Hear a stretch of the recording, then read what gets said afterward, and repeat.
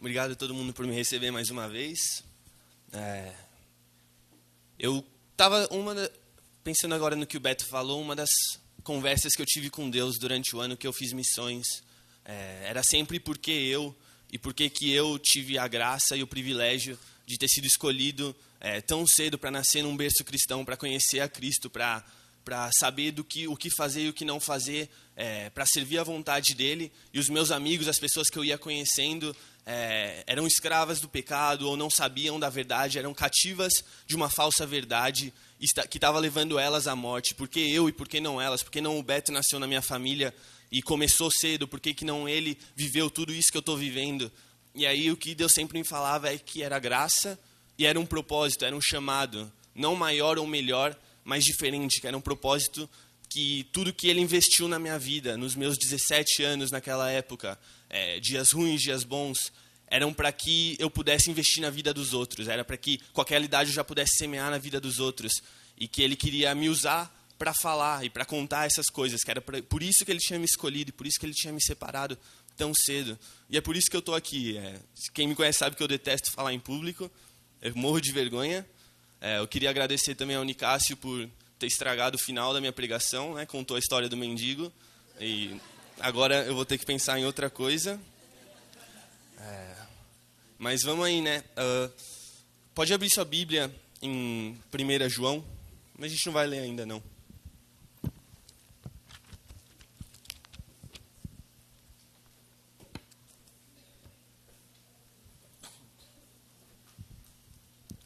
Eu queria compartilhar um pouquinho sobre missões, que vocês estão vendo aí o mês inteiro. Dos meus 17 anos, quando eu terminei o colégio, eu fui fazer missões e eu fiz 1 ano e meio, quase 2. Fui para muitos países, acho que chegou a 24, 25 países. Não fui numa condição muito boa, eu ia pegando carona, ia sem mala, sem dinheiro.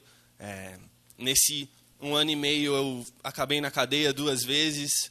Eu dormi mais na rua do que eu comi carne, eu comi muita coisa estranha, eu vi muita coisa estranha, tive arma apontada, fui perseguido por causa de Cristo, e eu dou glória a Deus, porque hoje eu posso estar aqui e contar um pouquinho mais de uma forma, não com palavras de sabedoria ou com coisas desse tipo. Eu não sou mestre, eu não sou nada, mas eu tenho vivência no sentido de testemunhos. E até o João estava falando comigo que contra testemunhos não há palavras, não há argumentos, porque são coisas que eu vivi e isso ninguém pode tirar de mim. Queria começar falando que missões é um reflexo de uma vida diária com Deus, de uma caminhada diária com Deus. Se você simplesmente pegar e falar, eu vou fazer missões, mas você não tem uma intimidade com Deus, você não tem uma caminhada com Ele, você está simplesmente viajando, você está simplesmente fazendo turismo ou uma ação social. Missões é sobre entregar o reino, é sobre pregar o Deus Salvador, é sobre levar Jesus para os outros. E está disponível a todos, não é porque eu nasci na família cristã, não é porque o Beto é bonito, está disponível a todos. Mas queria falar, tem um missionário famoso, na real ele não é famoso porque eu não lembro nem o nome dele, mas ele conta que uma vez ele estava dormindo, e aí no sonho dele ele entrou nos céus. E aí quando ele entrou nos céus tinha uma estante cheia de troféus no portão. E aí logo no portão veio um anjo e pegou 2 daqueles troféus, tinha milhares, e deu para ele. E aí ele falou, 2, legal. E ele falou pro anjo, o que é isso?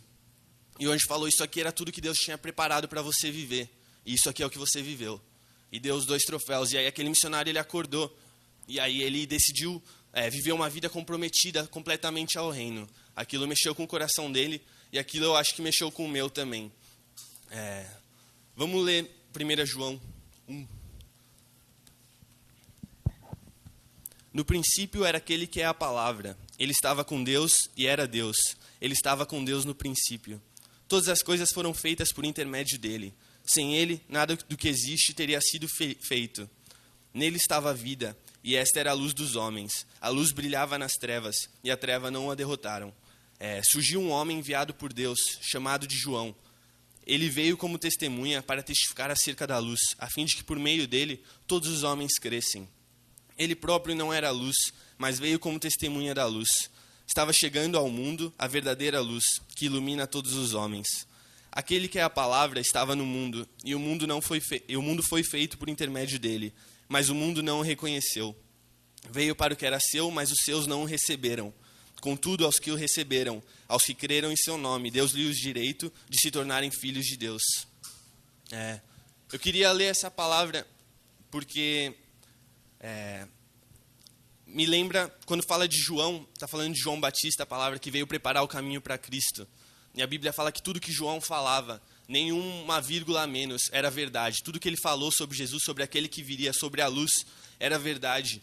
E eu e o João, a gente teve o privilégio, semana passada, de ler esse texto no funeral do meu avô, que ele faleceu. E aí, 80 anos ele tinha, e foram 80 anos com propósito. Nenhum dia passou vazio. E aí eu estou falando isso porque muitas pessoas vieram falar com a gente, e aí todas falavam que de alguma forma foram impactadas pelo nosso avô. De alguma forma, uma palavra que ele falou, um gesto que ele fez, mudou a vida deles. E aí o pastor que estava fazendo o funeral, ele leu esse mesmo versículo, só que ele trocou o nome de João por Joel, que era o nome do meu avô. E aí falou: surgiu um homem enviado por Deus chamado Joel. Ele veio como testemunha para testificar acerca da luz, a fim de que por meio dele todos os homens crescem. Ele próprio não era a luz, mas veio como testemunha da luz. E eu acho que esse é o coração de Deus para cada um de nós. Eu acho que aí está um segredo, que é de que a nossa vida tenha um propósito, de que nossa vida seja como a de João, como a de Joel, que cada dia não seja vazio, que cada palavra não volte vazia, que a gente entregue realmente tudo, que nosso amor seja radical. O meu avô sempre falava também, quem conheceu sabia, ele era um homem apaixonado pelo reino. Toda vez que a gente ia se despedir, ele falava até de repente, que ele sempre queria estar com Jesus antes de todo mundo. Mas, graças a Deus, ele pôde viver isso aí. Desculpa, não me perdi aqui, me emocionei. Então a luz veio ao mundo, mas ela não foi conhecida, ela não foi reconhecida e nem todos creram. E aí, como pregar sobre essa luz, ou como então fazer com que todos conheçam? A Bíblia fala em Mateus sobre a grande comissão, que Jesus vem e antes dele subir aos céus, antes da luz retornar aos céus, ele fala que então vai e façam discípulos, pregando as nações, e eu vou estar com você até o fim dos tempos. E a grande comissão, ela veio com um grande mandamento, que é amar a Deus sobre todas as coisas e amar o próximo como a si mesmo. E a gente está falando de um Deus radical. E eu sei que normalmente em cultos de missões o pessoal sempre conta uma história sobre abandono, sobre deixar tudo para trás e seguir a Cristo. E aí no final fala, mas tudo bem se você fizer missões na sua casa, no seu trabalho, a sua vida tem que ser uma missão integral. E eu não tiro mérito disso, eu acho que isso é real, mas eu também acho que o nosso Deus é radical e que também uma hora, se é o seu chamado, você vai ter que largar tudo, você vai ter que deixar tudo para trás, e ir atrás disso, ir atrás desse sonho, ir atrás dessas coisas que Deus prometeu. Então eu queria, como eu falei, contar as minhas histórias e as coisas que eu vivi. Na real, eu não lembro o que eu falei da última vez que eu vim aqui, então algumas histórias pode ser que se repitam, coopera aí comigo, eu não sei. Mas eu vou tentar falar umas diferentes ou algumas coisas novas. E aí, sobre falar de uma entrega, sobre entregar tudo, eu queria falar sobre Lucas 10. E aí, Lucas 10 é uma passagem na Bíblia onde Jesus envia os seus discípulos 2 a 2. E ele fala, não levem mochilas, não levem sandálias, não levem nada. Vão aonde o Espírito levar, onde a colheita é plena e os trabalhadores são poucos. E aí, orem pelos doentes, eles serão curados. Preguem o reino. E aí, os discípulos vão de 2 a 2 e fazem essas coisas. E aí, nesse primeiro ano de missões que eu fiz com um grupo chamado Global Challenge. E eles têm um costume de fazer um Lucas 10. E aí eles te mandam deixar tudo para trás, eles te mandam deixar a carteira, o celular, passaporte, a roupa, a mochila, ou pegar um mapa, você ora sobre o mapa e você vai para onde você acha que Deus está te mandando. Você vai de carona, você vai sem dinheiro. E aí eu fiz 3 vezes isso. Eu não sei qual que eu vou contar para vocês. Mas, tá bom. A primeira foi na África do Sul. Tava eu e mais 2 amigos. E aí foi a primeira vez que a gente fez isso. Durou 3 dias. E a gente acordou cedo. A gente orou num mapa. A gente estava numa cidadezinha perto do mar que chamava Jeffreys Bay. E aí a gente sentiu Deus falando pra gente ir pra Ado. E os 2 meninos eram sul-africanos e eu era brasileiro. e eles não conheciam essa cidade, Ado, nem eu, e a gente falou, não, vamos para lá. E a gente pegou carona, começou a chover demais, a gente estava encharcado, e aí um caminhoneiro deu carona para a gente acabou indo, demorou quase que o dia inteiro para chegar em Ado.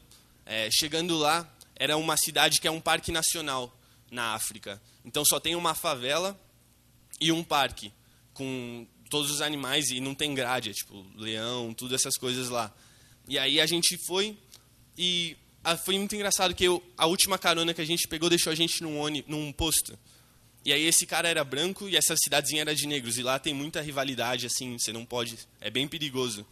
E aí esse cara deu 50 rands pra gente, que era tipo 20 reais. E aí ele falou, ó, toma cuidado aí, hein, é bem perigoso. A gente falou, demorou. E aí a gente pegou assim, a gente tava tipo... Eu tava com o meu outro amigo parado assim, olhando o posto. O meu outro amigo que ganhou o dinheiro, tinha um cadeirante na porta do posto, ele pegou e deu o dinheiro pro cara. Eu falei, você tá de brincadeira. A gente só tinha os 50 rands e cedeu pro cara. Ele falou, não, Deus vai dar pra gente. Ele falou, demorou. Daí a gente começou a ir, a gente perguntou sobre igrejas pro pessoal, se tinha alguma igreja perto que a gente podia se hospedar, que a gente podia ficar. E ele falou, pega essa rua aqui, lá no final vai ter uma igreja. Ele falou, não posso levar vocês não.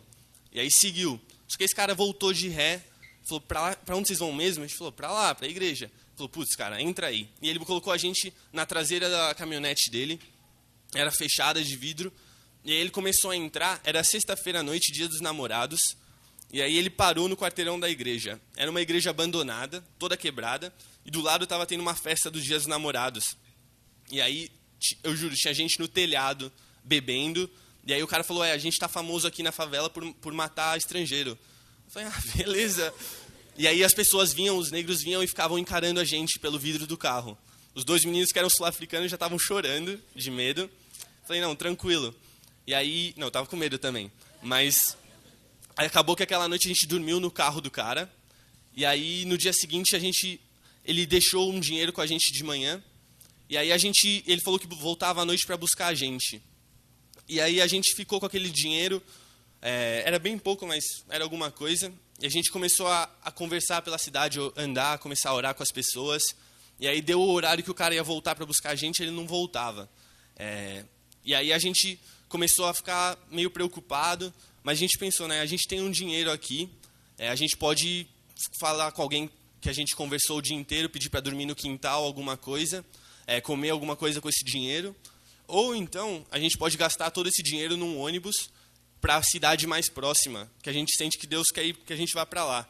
E aí a gente gastou o dinheiro na cidade, a gente pegou o ônibus, e aí também foi... Lá na África é muito engraçado, porque eles não têm um ônibus, eles têm uma van, que eles chamam de táxi, e é muito perigosa, tipo, branco não entra. E aí a gente entrou lá, os três, e ele deixou a gente no último ponto do centro da cidade. É tipo uma São Paulo, assim, só que menor. E aí o motorista deixou a gente, ele falou, você tem que descer aqui. Era um lugar muito quebrada. Daí a gente falou, mano, não tem como você deixar a gente em outro lugar? Ele falou, não, mas se eu fosse vocês eu corria, porque aqui é bem perigoso. Obrigado.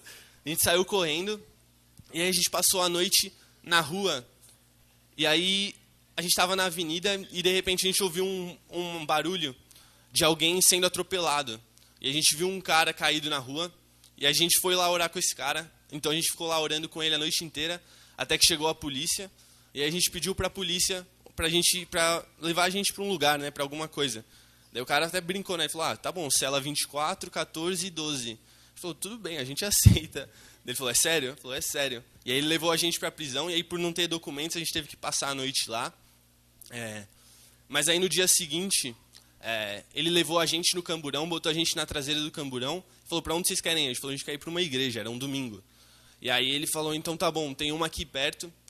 Ele levou a gente estava descalço, de shorts, de camisa, assim, tipo, tinha perdido o chinelo já. E aí ele parou numa porta de uma igreja bem tradicional. Então o pessoal de terno na porta, esperando assim. E aí para o carro da polícia e desce os 3 meninos do carro da polícia. Mó feliz que a gente estava indo na igreja. Entrando, o pastor veio correndo lá no carro da polícia. O que é isso? E aí a gente viu uma senhora, uma vizinha, tipo, só assistindo aquela cena, né? Tipo, reprovando assim. A gente deu oi para ela e entrou na igreja. Quando a gente assistiu o culto e o pastor pregou uma mensagem sobre ajudar os outros, sobre missões, a gente falou, nossa, a gente está feito. Daí acabou o culto, a gente foi falar com o pastor e falou, então, a gente é missionário, ó, a gente não tem nada. E aí, daí ele falou, vai com Deus, ó, tem um exército da salvação no fim da rua aqui, pede alguma coisa lá. A gente falou, beleza. Daí a gente saiu, a gente ficou bem triste. A gente saiu e aí a gente estava com um plano de voltar para o lugar onde a gente começou, para a base do acampamento.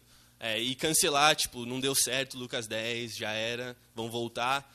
E aí o meu amigo falou, não lembra daquela senhora que acenou pra gente, quando a gente saiu do Camburão? A gente falou, lembro. Falou, eu tô sentindo que Deus quer que a gente vá falar com ela. Falou, beleza, vamos lá, né, não custa nada. Daí a gente voltou pra casa, pra igreja, que era do lado da casa dela, bateu na porta da casa dela, o filho dela abriu a porta. Daí a gente falou, não, a gente viu sua mãe hoje de manhã, a gente queria falar com ela. Ele falou, demorou, entra aí. Daí a gente entrou, ela estava ocupada, e aí ela passou na casa, ela estava levando as visitas de volta para fora da casa. Ela parou, olhou assim na sala, ela viu os 3 meninos que tinham saído do carro da polícia dentro da casa dela. Daí, tipo, ela travou assim, e aí saiu, daí ela falou, vocês têm uma história, eu quero ouvir. E aí ela tirou o pessoal da casa, voltou, ela falou, conta a sua história. Daí a gente começou a contar, ela falou, calma aí. Foi e buscou comida, falou, agora conta a sua história. Daí a gente começou a contar que a gente estava fazendo um Lucas 10. E aí a gente começou a explicar as coisas que a gente tinha feito, as pessoas que a gente tinha orado. E aí ela parou assim, ela começou a se emocionar, ela falou, essa aí é um negócio daquele Global Challenge? A gente falou, a gente faz parte disso. Ela falou, nossa, ela começou a chorar. Ela falou, há 2 dias atrás, a gente tem um amigo que fez esse programa, que fez essas missões, e ele contou essa história pra gente, e ela era jornalista. E ela não tinha entendido muito bem, mas ela sentia que ela queria entender, ela queria saber mais, ela queria compreender. E ela orou para Deus e pediu para Deus explicar para ela o Lucas 10. E aí, 2 dias depois, a gente estava lá na sala dela contando para ela o que era o Lucas 10. E não é uma história de cura, não é uma história de poderosa assim, mas eu acho que mostra o amor de Deus, mostra o carinho e o cuidado, porque ele fez 3 meninos passarem pela cadeia, pela favela, por tudo, só para contar para essa mulher que tinha pedido. E aí você fala, ficou bolado, né? Que Deus te usou só para fazer isso. Então, cara, é um prazer. Realmente é o carinho e é o amor dele. Tem uma música do Arraiz, que o Beto gosta bastante, que fala que eu sou mais que um vencedor, mesmo tendo sido o último em tudo que eu fiz na minha vida. E eu entendi mais dessa música com essa história e com essas coisas, porque aos olhos do mundo eu só me ferrei. Tipo, eu só passei furada. E aos olhos do mundo eu não recebi nada, eu não sou o vencedor. Mas é sobre os troféus que o missionário fala no sonho, é sobre viver para o reino, é sobre entregar tudo. E teve o outro Lucas 10, vou falar da Indonésia, que a gente estava na Indonésia, e aí esse foi o mais pesado, que foram 10 dias, e a gente estava ensinando inglês numa escola, e aí até tinha a musiquinha do Barney que a gente cantava para as crianças, que falava que se toda gota de chuva fosse chocolate, eu ia lá para a rua, abrir minha boca e comer tudo. Até acho que a Naomi sabe a música, conhece.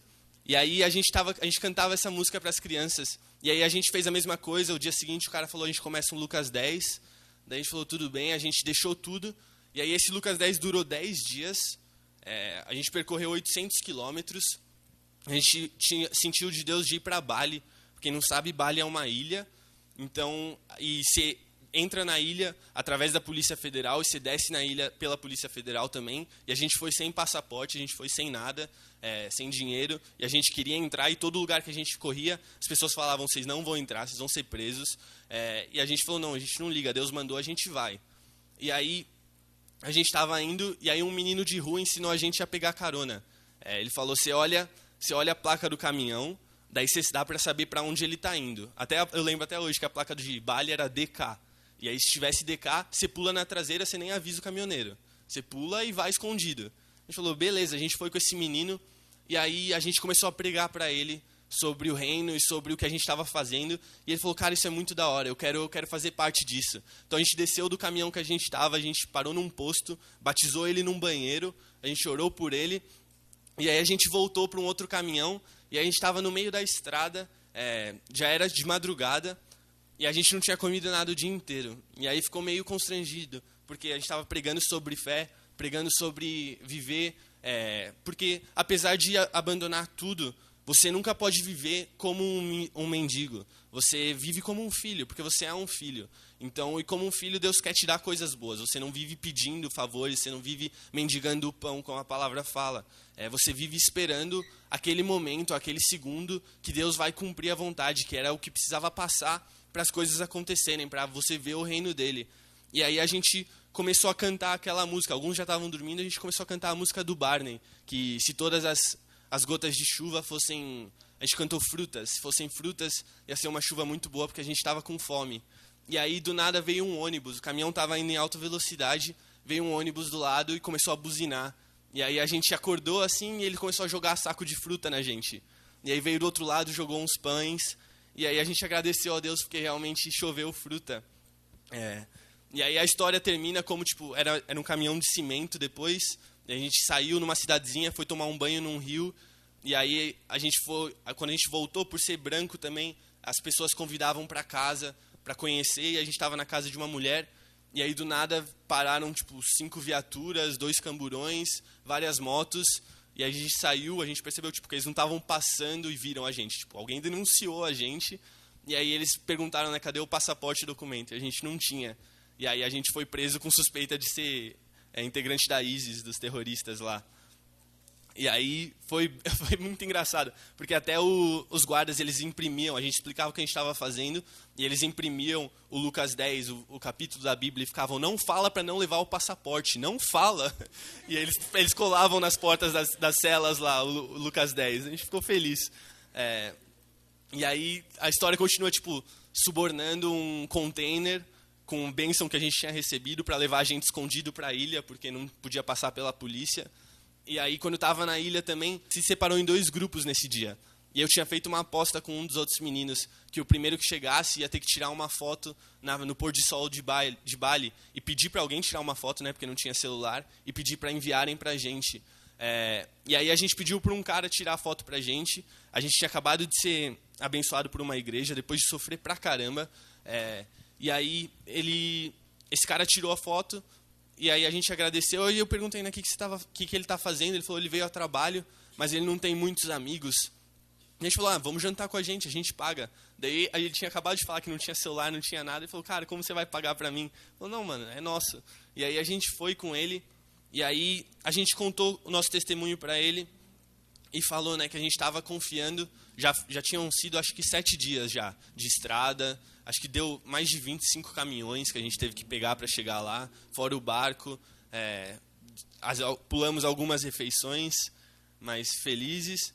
E aí a gente falou para ele que a gente estava confiando em Deus para para abençoar com uma passagem de ônibus de volta. Porque aí ia ser 24 horas, mais 24 horas direto, sossegado. Só que custava tipo R$1.000 cada passagem. A gente estava em 4. E aí ele falou, né, cara, eu trabalho com companhia de ônibus e não vai rolar, né? Mas tudo bem. E aí o combinado era o dia seguinte, ele ia pegar a gente, ia levar a gente para conhecer um pouquinho de Bali e depois deixar a gente na estrada para pegar carona de volta. E aí no dia seguinte, quando a gente acordou, a igreja veio para a gente e falou, a gente queria abençoar vocês com umas passagens de ônibus. E a gente pegou aquilo feliz. E aí quando a gente encontrou esse cara, a gente falou para ele, pô, você não acredita, a gente ganhou as passagens de ônibus. E aquele cara começou a chorar. Ele ficou felizaço pela gente, a gente até estranhou. E ele falou, cara, quando vocês me falaram que vocês ganharam a passagem de ônibus, eu falei comigo mesmo, tem que existir um Deus. Porque vocês colocaram a sua fé no que é impossível. Tipo, não tem chance disso acontecer. E aconteceu diante dos meus olhos. E aí, então, esse cara, sei lá, se converteu ou não dá para saber, ele não orou a oração de aceitar Jesus, mas todo mundo sabe que é muito mais do que isso. E aí, tudo isso, saber quantos foram tocados ou quantos aceitaram Jesus é um negócio muito superficial. A gente não se move por isso, a gente não se move pelos frutos que a gente vê ou pelas pessoas que a gente vê. A gente se move pela fé, crendo. A palavra fala que a gente foi chamado para ser testemunha do poder dele. A gente foi chamado para ver ele acrescentando os membros, para ver ele trazendo as pessoas. E é isso que a gente faz, independente de ver ou não acontecendo. E é até interessante, porque eu estava na Guatemala com um amigo meu, e aí a gente estava andando num mercado, E aí um cara veio falar com ele, e aí ele me contou a história de que há 3 anos atrás meu amigo já tinha ido para Guatemala. E aí ele estava orando pelas pessoas, e aí ele viu esse cara com o braço quebrado, e um amigo dele, eram 2 traficantes, estavam vendendo drogas. E aí ele foi lá, ele pediu para orar pelos caras, o cara deixou, ele foi orando assim, e aí, tipo, ele, e aí, tudo bem? Ele falou, não aconteceu nada, cara. Ele falou, beleza, né, Deus sabe. E aí seguiu a viagem, voltou para a África do Sul, e aí agora esse cara estava falando com ele, ele falou, você lembra de mim? Ele falou, não. Ele falou, há 2 anos atrás você orou por mim, você orou pelo meu braço, eu e meu amigo. Ele falou, eu lembro. Ele falou, no dia seguinte eu acordei com o meu braço totalmente curado. E eu e meu amigo, a gente largou o tráfico. E a gente está trabalhando no mercado há 2 anos e indo na igreja para sustentar a nossa família. Então, são coisas que, se a gente talvez nunca soubesse, ou que nunca fosse saber quantas vidas foram mudadas, mas a gente faz por amor ao reino. Né? E esse meu parceiro, ele era muito louco. Ele era muito movido pela cura. Ele amava curar as pessoas e através de Jesus. E aí é muito engraçado as histórias. Tipo, a gente morava num lago cercado por 3 vulcões. E aí tem várias cidadezinhas. E aí tem a cidadezinha da festa, tem a cidadezinha da meditação. E aí é muito cheio de estrangeiro. Todos os estrangeiros vão para lá. É muito famoso na Guatemala. E aí ele estava na cidadezinha da meditação, procurando um lugar para ficar, procurando uma casa para ficar. E aí ele começou a andar pelas ruas, é bem tranquilo, e ele entrou numa das casas, ele viu uma menina meditando, fazendo aquele negócio que você sai do corpo para olhar o seu espírito. E aí, tipo, essa menina viu ele e falou, você quer sentir minha energia? Ele falou, tudo bem. E aí, tipo, ela ficou fazendo uns negócios nele, daí ele ficou lá tranquilo, daí ela acabou, ele falou, e você quer sentir a minha? Ela falou, demorou. Daí ele deu a mão para ela, começou a orar pelo Espírito Santo. Ele falou que 15 segundos ela caiu no chão. E aí, tipo, ela caiu no chão e ficou uns 10 minutos no chão. Ele falou que ele saiu, foi no lago, foi na casa da vizinha. De verdade, ele foi lá, deu uma volta, viu os preços. Daí ele voltou, ela estava no chão ainda, e aí ela começou a levantar. Essa casa era na beira do lago. E aí, quando ela levantou, ela falou, é você. Ela falou, há 3 anos atrás eu tive um sonho. E eu via você, e você vinha para mim e falava que tinha boas novas. E eu não sei o que é isso, o que é isso. E aí ele começou a rir, ele falou, as boas novas é Jesus, é o reino. E aí ele desceu no lago, batizou ela no lago, e aí levou ela para orar pelos amigos dela. E aí os amigos iam sendo curados, iam sendo mudados. Tem umas histórias... Ele também me constrangia bastante, né? Porque tinha que sair da zona de conforto, orar pelos outros por cura. É muito difícil. Então, lá na Guatemala, eles têm o costume de fazer, tipo, funeral em lojinha, em rua aberta. E aí fica a família. E na Guatemala dá para saber quando alguém é estrangeiro, né? Porque lá todo mundo é, tipo, índio. E aí a gente ia nos funerais, descalço. E aí orava pelo corpo, assim. Daí saía, nada acontecia. Sentimento. E ia embora. Teve até um campeonato de futebol que eu levei ele lá na cidade. E aí, tipo, tava lotado, tinha comissão de árbitro, tinha time, camisa, tudo. E aí, tipo, ele orou por alguém na torcida, o cara foi curado, ele se empolgou, daí deu um intervalo do jogo, tinha um cara com, tipo, uma tornozeleira, só que no joelho. Ele entrou lá, pulou a grade, entrou, começou a orar pelo cara, daí o cara pulou, foi curado também, começou a orar com o time lá, cumprimentou, tirou foto com o time, foi embora, eu morrendo de vergonha. Mas ele sempre falava, né, que não era sobre curar as pessoas, era sobre mostrar o amor de Deus, através da cura ou através de qualquer outra forma. E aí, deixa eu ver o que mais. Calma aí, deixa eu beber uma água. Vira pro irmão do lado e fala, nós está suave final de semana?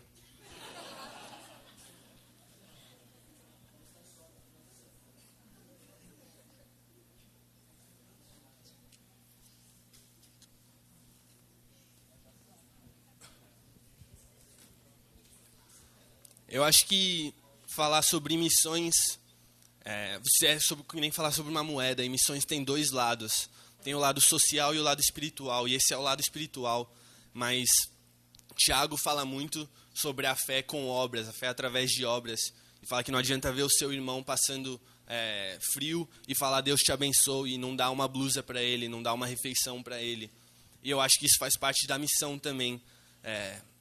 Por exemplo, na Guatemala eu passei muito tempo fazendo trabalho social. Eu dava aula numa escola, dentro da segunda maior favela da Guatemala, para 800 crianças que tinham os pais presos ou não tinham pais.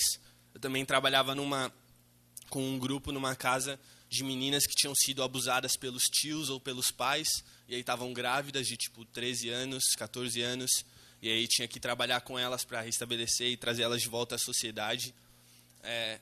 E aí também era muito impactado, e esse lado é muito forte, porque apesar do missionário ir passar um dia, talvez trazer o poder, ou a pessoa ter um encontro com Deus, quem discipula e quem faz o trabalho diário é a igreja e é esse lado social. A palavra fala que a glória de Deus ela vem através da igreja, não através de missões. Então, embora seja importante um chamado muito grande, a igreja é o seu primeiro plano, a igreja é o seu lugar, é onde você vai fazer a diferença real na vida das pessoas, onde você vai impactar, discipular e caminhar com elas. Tinha uma menina que eu ouvi a história dela através do filho da moça que eu morava na casa. Ela era faxineira lá da escola. E aí esse cara, ele trabalhava perto da primeira favela, da maior favela. E uma noite ele saiu tarde do trabalho. E ele estava na rua e essa menina veio para ele, que ela era uma prostituta. E aí ela ofereceu o serviço, ela falou 50 quetzales à noite. E ele estava na moto, mas ele ficou olhando muito para ela, porque ela parecia a filha dele. E aí ele falou, né, eu não quero o seu serviço, 50 quetzales dá tipo 10 reais. E aí ele falou, só que você parece muito a minha filha. E aí ela continuou, ela falou, 50 quetzales ou nada. Daí ele falou, não quero. Mas quantos anos você tem? Daí ela falou, eu tenho 12 anos. E aí ele falou, e o que você está fazendo aqui? Daí ela falou que ela não tem pai, o pai dela morreu e que a mãe dela está doente de cama e que alguém precisa levar o dinheiro para casa. E aí ele falou, deixa eu te ajudar. Deixa eu ligar para o serviço social. E ela saiu correndo, porque já tentaram fazer isso com ela e o serviço social não liga, ninguém liga para eles. E aí ele contando para mim aquela história tipo normal, como uma coisa diária, e eu chorando na mesa, porque embora tipo o que Deus falava para mim aquela noite é você consegue crer que eu sou bom, que eu continuo sendo bom, porque com que chance aquela menina nasceu? Que oportunidade ela teve? Ela nasceu presa naquilo, cativa daquilo. Ela não está fazendo por opção ou por desejo. Ela está fazendo porque ela tem que salvar a mãe dela. E eu falava para Deus que eu consigo crer, porque ver estava difícil. E aí eu fui entendendo o lado social de missões, que é sobre ajudar o próximo, que é sobre estar ali disposto a cuidar dos órfãos e das viúvas. E eu acho que isso, os órfãos que ele está falando ali, não são simplesmente aqueles que o pai morreu, mas são os filhos dele que não conhecem o verdadeiro pai. São aqueles que estão perdidos no mundo. E a viúva, ela não é a mulher que o marido morreu somente, mas ela é a igreja que esqueceu de Jesus, que esqueceu da verdade. E eu acho que esse é o nosso propósito aqui na Terra, é trazer de volta, de alguma forma, responder a essas coisas, a essas histórias. Você tem que entregar tudo de si. Esse negócio de Lucas 10, de abrir mão, de ir com tudo, ele não deveria ser o nosso alvo como cristão, não deveria ser uma coisa que a gente pensa, um dia eu quero conseguir entregar tudo. Deveria ser o ponto de partida como cristão. Deveria ser a entrega total, o desapego. Você está disponível para tudo, deveria ser da onde a gente parte para fazer a missão, da onde a gente parte para viver a nossa vida com Cristo. Deixa eu ver aqui mais.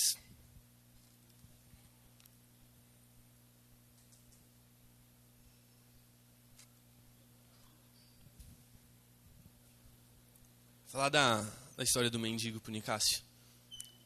Tava com os meus amigos, no começo do ano a gente tinha feito um orçamento e colocado um dinheiro junto para comida e acomodação.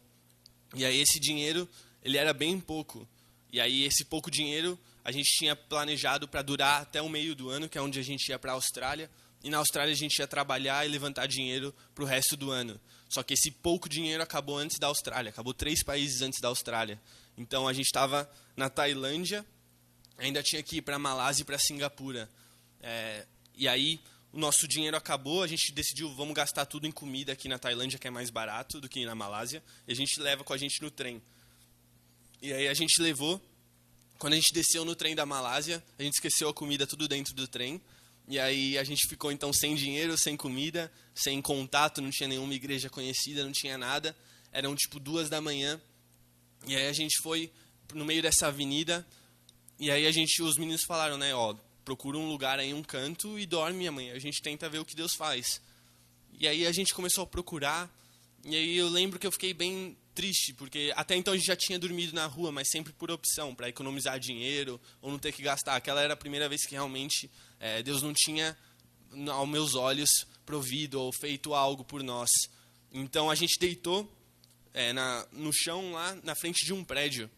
E aí eu lembro que antes de dormir, eu falei para Deus, eu orei, eu falei, pô, pai, hoje você esqueceu, né? Hoje você não tá olhando para mim, hoje você não tá cuidando da gente. E aí a gente dormiu, e aí no meio da noite, a gente estava na frente da porta de um prédio, duas pessoas entraram no prédio, eu acordei assustado, e quando eu acordei tinha 2 mendigos na minha frente, sentados, olhando para mim. E aí, tipo, e aí? Daí eles falaram para mim, não se preocupa, a gente tá olhando, a gente tá vendo, a gente tá aqui. E aí, tipo, agradeci, voltei, dormi, e tipo, o sol raiou, todo mundo levantou e eu continuei lá, porque eu realmente senti que eram anjos, era Deus ali falando com a gente, cuidando da gente, mostrando que estava olhando, que Ele nunca parou de olhar e que Ele nunca vai parar, que sempre foi Ele. Eu acho que essa questão de entrega sempre diz respeito a você é muito pequeno se você acha que é o seu trabalho, que é o seu cartão que te dá um lugar para dormir, que te dá uma coisa para comer. Sempre foi Deus e sempre vai ser Deus. Sobreviver uma vida de entrega, você tem que ter nada para ter esperança. Se você tiver a sua segurança, você não precisa de Deus. Aos seus olhos, você não precisa. Se você não entender que é Ele. Para ter esperança, você precisa ter o desespero. Você precisa ser deixado com nada, senão Ele, senão a esperança de algo melhor. E aí, às vezes, olhando para as coisas ao seu redor, você não consiga entender ou não consiga enxergar o propósito dele. Você consegue sempre enxergar quem Ele é, porque isso vem através de um relacionamento. E sabendo que Ele é um Deus bom, que Ele é um Pai amoroso, que Ele quer o melhor para você, mesmo que tudo pareça perdido, você pode sempre ter essa esperança de que no final vai dar tudo certo, de que é só mais alguns dias, só mais algumas horas de tristeza, ou só mais algumas horas difíceis para a vontade dele surgir. E talvez não seja nessa terra, mas com Ele, talvez seja com Ele a nossa herança, a nossa vitória. E aí eu acho também, para encerrar, já que roubou minha história, vou falar tinha uma menina na Guatemala, e ela contou para mim a história que estava rolando um avivamento lá, porque um pastor estava andando na rua, estava de carro, e aí ele pegou um cara pedindo carona, e ele pegou esse cara entrou no carro, e ele estava dirigindo, e o cara falou, você ouviu o que aconteceu ontem no céu? Ele falou, pô, não, o que aconteceu? E aí o cara falou, não, Deus ficou muito triste, o pai ficou muito triste. Ele levantou do trono e pediu para os anjos tocarem as trombetas que ele ia voltar. E aí Jesus falou, não, pai, dá mais tempo, tem misericórdia. E aí ele falou, então tá bom, mas faz alguma coisa. E aí Jesus reuniu os anjos e enviou e mandou à terra para avisar a todos que a hora estava próxima, que ia chegar a hora. E aquele pastor impactado falou, e como você sabe disso? E aí esse cara falou, porque eu sou um deles. E aí desapareceu. E aí esse pastor ele ficou completamente louco, e com um senso de urgência no coração. E ele começou a entregar tudo, e as pessoas iam escutando, iam entregando tudo, porque eu realmente creio que a hora está próxima, e que, como cristão, a gente deve viver como se fosse o último dia, que as nossas palavras elas não podem sair da nossa boca sem sentido, ou sem efeito, que a gente tem que viver para honrar o nome dele, para trazer o reino dele, cada segundo, a cada instante, independente de onde a gente está, independente de como a gente está. A gente tem que crer e que, de alguma forma, essa palavra possa constranger os nossos corações a responder de alguma maneira. Sempre fala que missões são feitas pelos pés que vão, os joelhos que oram e as mãos que abençoam. E eu não quero nada para mim, mas se você sentir no seu coração, ora por algum país, ora pelas pessoas daquele país, você nunca sabe o que uma palavra pode fazer, o que é o poder de Deus. E que realmente a gente seja constrangido a buscar mais, a viver de uma maneira diferente, a entregar mais, a querer mais de Deus. Amém?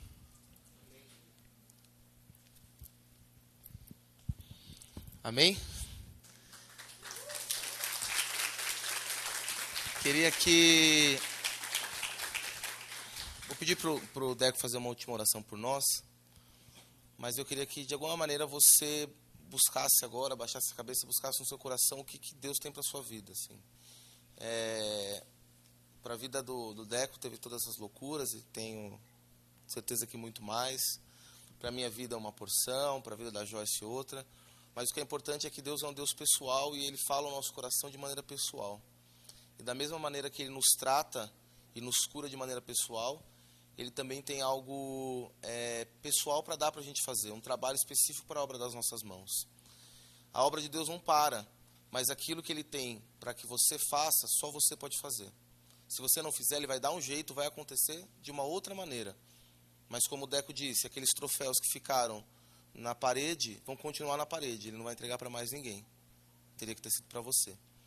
Eu demorei muito para descobrir aquilo que Deus tem para mim, mas hoje eu sei. E que você comece a buscar agora, desde de jovem, a saber por que Deus tem te trazido aqui, por que Deus te trouxe aqui hoje, por que Deus tem falado alguma coisa no seu coração, por que você tem sentido isso ou aquilo. Deus ele nos dá mensagem de diferentes maneiras. Mensagens através dos nossos irmãos, através de sentimentos, através de coisas que acontecem na nossa vida. Deus fala o tempo todo, os nossos ouvidos que não estão muito atentos a isso. Então que agora você peça para Deus falar com você, enquanto o Deco ora, para que Deus mostre de alguma maneira ao seu coração o que Ele tem para a tua vida e para que você tenha certeza que o que você está sentindo vem de fato dEle. Porque quando vem dEle a gente não tem dúvida. Amém? Amém.